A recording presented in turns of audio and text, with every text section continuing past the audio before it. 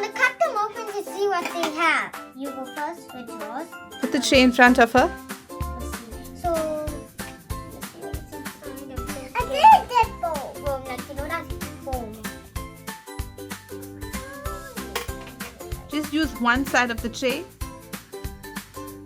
Wait, that looks so nice. Wait, yours? What is it? Cut off with sticky. What is that? Wait, yeah! What is that? It's like a foam. Is it sticky? Yeah, it's like. Show me what it is. Oh. But it's very squishy. It's sticky.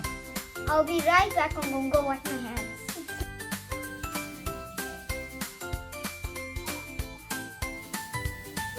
This is the lights up dumpling, but it has a hole, so.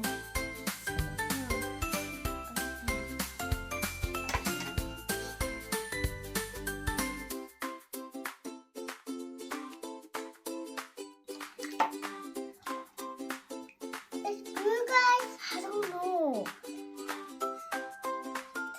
What is in the dumpling?